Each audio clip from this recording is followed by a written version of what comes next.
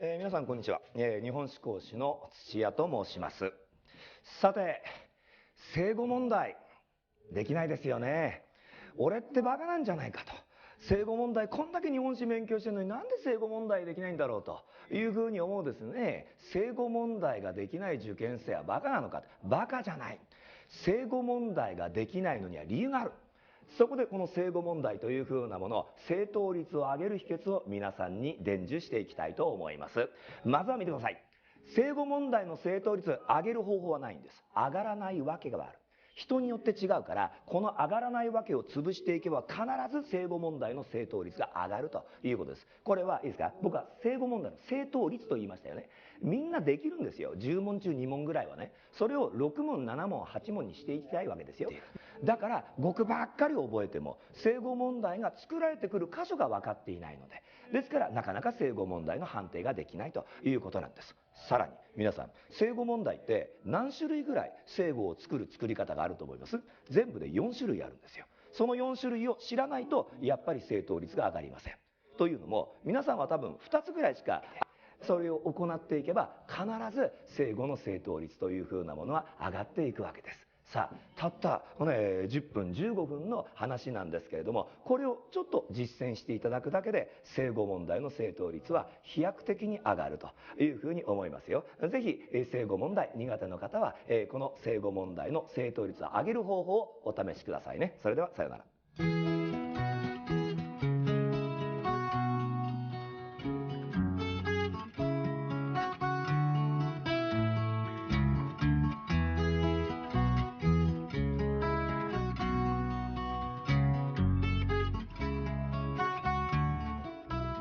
Tehdään uudelleen se liike. Se meni jo tosi hyvin ekaksi kerraksi. Eli uudelleen ensin hengitä vaan sisään. Ulos hengityksellä tuo kyynärpäät ja polvet lähelle. Ja tässä saa selkä ja niska vähän venytystä ja vatsalle puristusta. Eli tämä asennon tarkoitus. Nyt lähdetään venyttää jalkoja ylös. Saadaan reiden takaosat venyä ja vedän nilkat koukkuun. Ulos hengityksellä päästä vaan polvet koukkuun ja jalkapohjat alas. Niska on vielä venytyksessä ja vatsa tekee töitä. Sisään hengityksellä lähde nostaa lantiota ylös. Nosta niin ylös kuin vaan pystyt. Ja sit ulos hengityksellä laskee hartiat ja pää ja kyynärpäät alas. Ja nyt kuvittele, että veri valuu kohti hartioita ja päätä.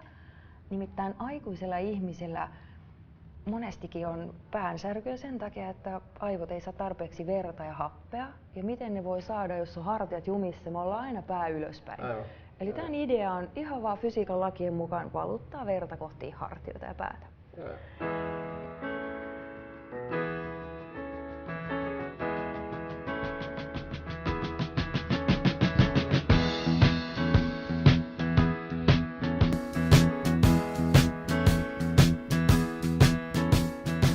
Когато бях студент в София, живях на попа при една баба. В стаята, където бях, тя бабата беше голям образ. Мога да я прости обаче. В стаята, където бях, още от началото чувах някакви странни звуци, неприятни. Отдавах го на това, че може да са хлебарки, мишки, дървояди. Ама купих препарати и изпръсках там всичко в стаята.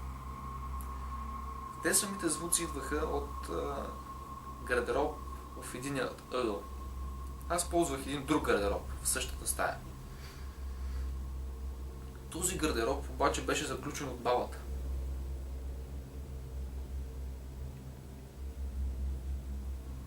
Там имаше неща на нейният мъж, който беше починал преди повече от 15 години.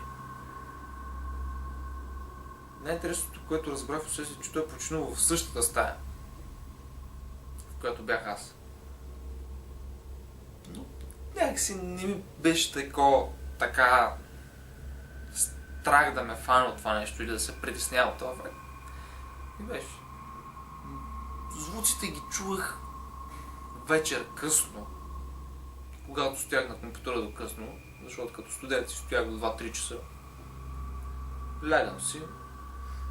Дори когато не си бях легнал, също ги чувах. Бяха нещо от рода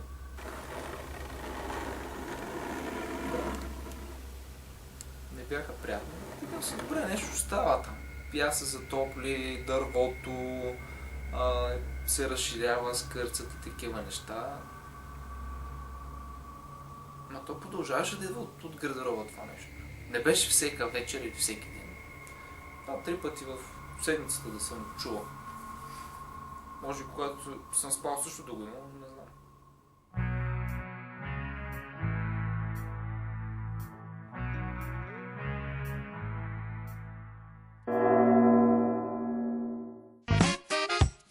Среди женщин с большим жизненным опытом принято считать, что сковороду следует выбирать по радиусу лица мужа.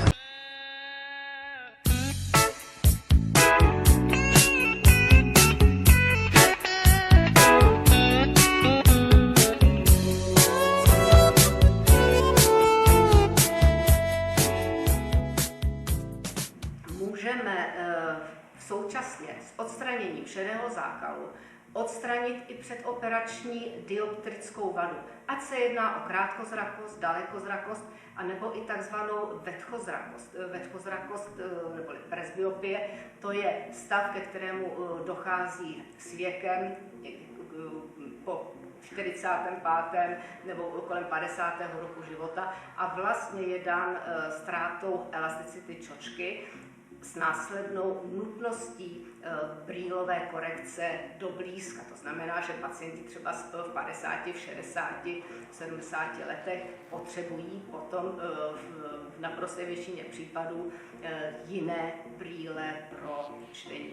No a dnes metody a vůbec typy nitroočních čoček jsou uspůsobeny tak, že můžeme vlastně tyto refrakční vady odstranit zároveň s operací šedého zákalu. Ten zákrok, ten výsledek je trvalý a teď je takovým velmi žádanou operací je v podstatě operace šedého zákalu spojená s implantací multifokální čočky. My implantujeme v současné době jedny z těch posledních typů nebo nejmodernějších typů nitroočních čoček, jsou to čočky trifokální, které mají výborné, v těch pacientů vidíme výborné výsledky vidění bez brýlí nejenom do dálky a do blízka, ale i na střední vzdálenost. A dnes právě je to velmi žádaná vzdálenost, protože i seniori,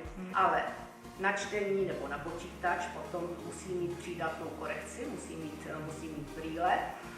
A pokud si chce zvolit multifokální čočku, je to do určité míry nadstandardní záležitost a v tom případě musí ten celý zákrok hradit sám.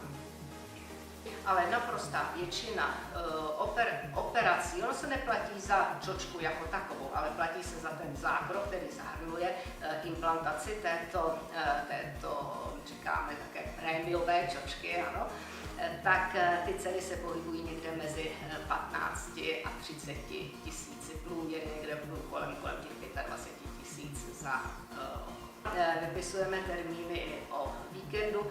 Musím říci, že ty termíny jsou v celku žádané, protože je dobré, když doporučujeme, aby pacient měl po operaci doprovod, to přeci jenom jedná se o zákrok, který ho do určité míry psychicky i fyzicky může zatížit.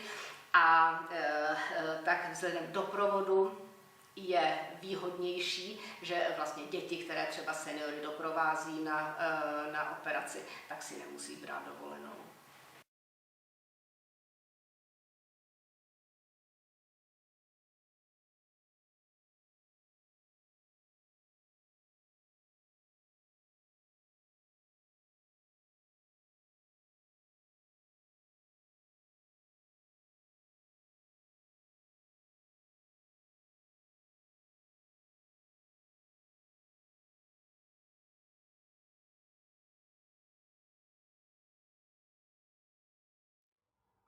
Hoi Ludo, wat hoor ik? Guido, je knijpt er tussenuit. Het is wel een perfecte timing, hè? Want we waren er net achter dat jij deugt. En nou ben ik helemaal hier ver weg aan de andere kant van de oceaan. Kan ik niks doen en jij piept hem. Ja, rest mij niks anders dan te zeggen, pas goed op jezelf. Laten we hopen dat we elkaar weer tegenkomen. En veel geluk.